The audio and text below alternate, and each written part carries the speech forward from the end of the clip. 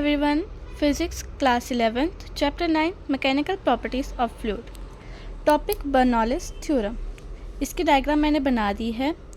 ये V1 A1 P1 है और V2 P2 एंड A2. ये हाइट H1, ये H2 है. ये A और B. ठीक है. तो बर्नौलिस थ्योरम क्या कहती है? प्रेशर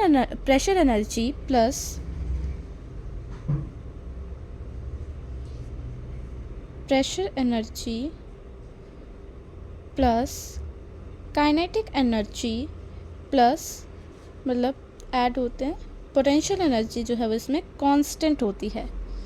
क्या होते हैं? Constant. Potential energy, kinetic energy और प्रेशर एनर्जी जो है इसमें कांस्टेंट होते हैं. ठीक है. इसमें लिक्विड जो होता है वो इनकम्प्रेसिबल होता है. Liquid is incompressible.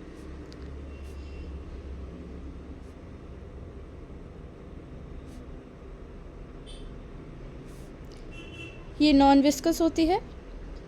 Non viscous में एग्जांपल आ जाता है जेली.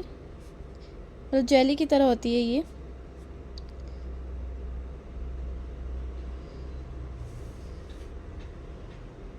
नेक्स्ट हमारा आ जाता है कि ये स्टेडी फ्लो होती है. इसका फ्लो कैसा होता है? स्टेडी. अब हम इसको देखते हैं. तो हम पहले क्या ले लेंगे? यहाँ से A1 और V1. A1 V1 और रो लेंगे. रो क्या है? हमारी डेंसिटी है. रो क्या है? Rho is density. ठीक है. तो A1 V1 rho is equal to A2 V2 rho. तो हम ले लेंगे A1 V1 rho is equal to A2 V2 rho. और वो किसके इक्वल आ जाएगा? Is equal to M. किसके? Is equal to M.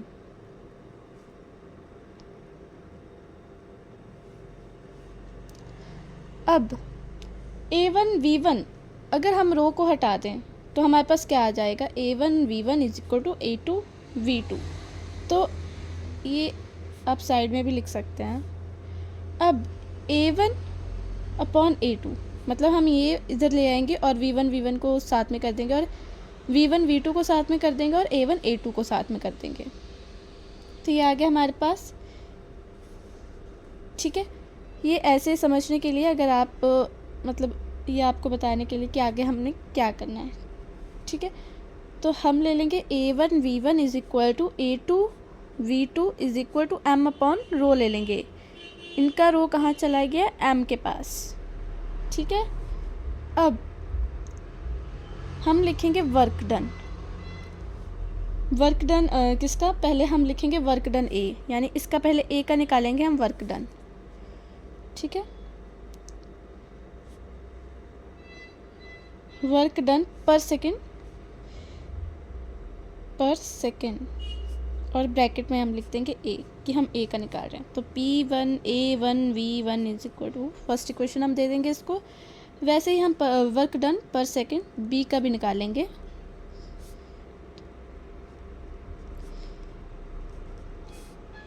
P2 A2 V2 ये निकल गया.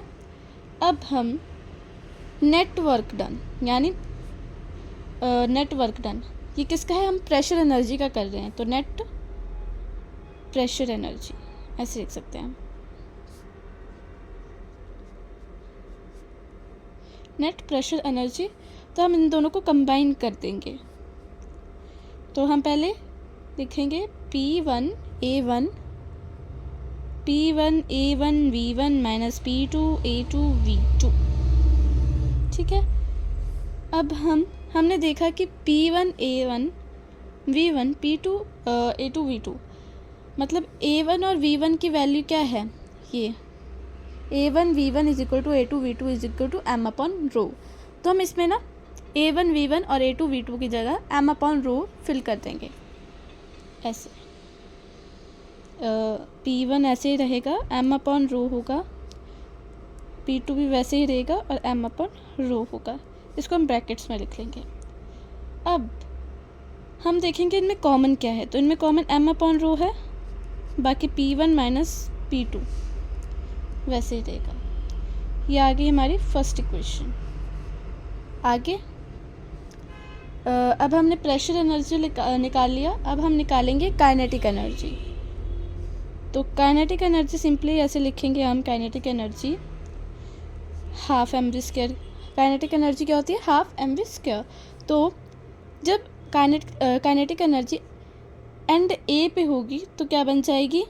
हाफ एम वी वन का स्क्वायर, मतलब वी वन आ जाएगा, और एंड वी पे क्या होगा? एंड वी पे हो जाएगा एम वी टू, मतलब ऐसे। आप डायग्राम में देख सकते हैं कि ए पे जो है वो वी वन है और बी पे वी टू है। ठीक है, अब आगे चलते हैं। तो हम इसकी भी नेट निकालेंगे। तो नेट काइनेटिक एनर्जी हो जाएगी, नेट यानी उन दोनों को मिला के। ठीक है, तो half m we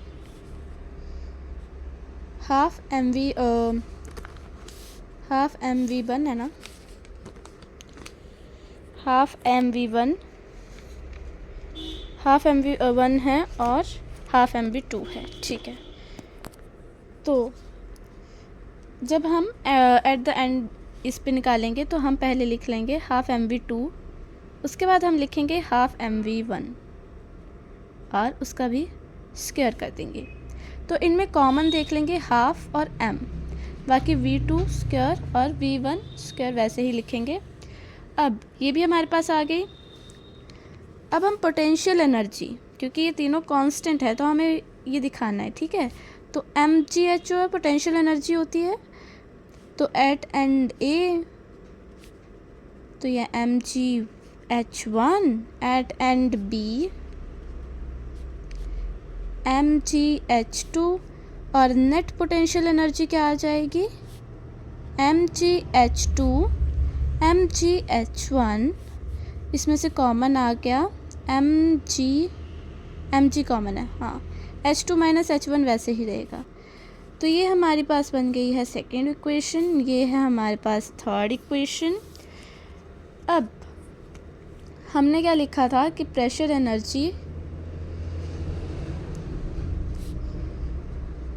energy plus kinetic energy plus potential energy. अगर हम देखें तो हम लिखेंगे work done in pressure energy. ठीक है, अब हमें वो निकालना है ना, तो work done in pressure energy और इज इक्वल टू करके हम लिखेंगे इंक्रीज इन काइनेटिक एनर्जी और इंक्रीज इन पोटेंशियल एनर्जी। ये याद रखने की ट्रिक है कि जो आपने स्टार्टिंग में लिखा है कि कांस्टेंट है, अब हम उनको कैसे प्रूव करेंगे। तो work done in pressure energy जो हमने निकाला है, प्रेशर एनर्जी हमारा आया था m upon rho p one minus p two, kinetic energy हमारी ये है और पोटेंशियल एनर्जी हमारी ये है। ठीक है, तो अब हम इनको पुट करेंगे। ठीक है, इनके ऊपर पुट करेंगे तो हम लिखेंगे m upon rho p one minus p two is equal to half m v two minus v one square, और आगे प्लस पोटेंशियल एनर्जी है तो m g h two minus h one. अब हम करेंगे, अब हम देख सकते हैं कि m तो तीनों में है, तो m कट जाएगा, तीनों का m कट जाएगा, ये कट गया।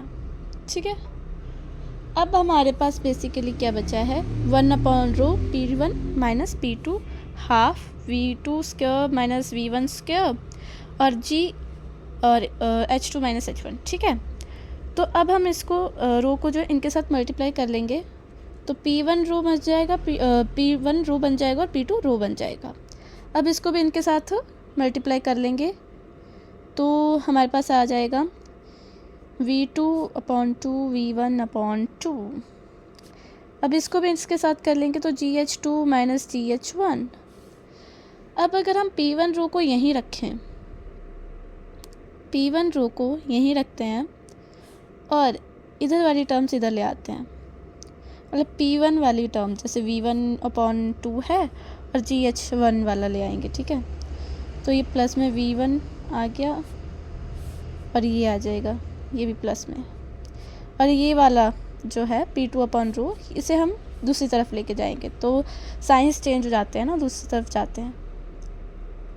और प्लस में P2/रो, इधर क्या बचा, हाँ ये GH2। बस अब हमें क्या लिखना है, अब हम इतना करने के बाद हम इनके जो 1 हटा देंगे, 1 हटा देंगे, इसका 1 हटा देंगे, इसका 1 हटा देंगे, इसका 1 हटा देंगे, तो P/रो और V2/2 और GH, तो ये हमारा आ जाएगा कांस्टेंट, प्रूव्ड। तो ये थी बर्नौलीज थ्योरम। आई होप आपको समझ आ गई होगी। Thank you for watching. Please subscribe and like.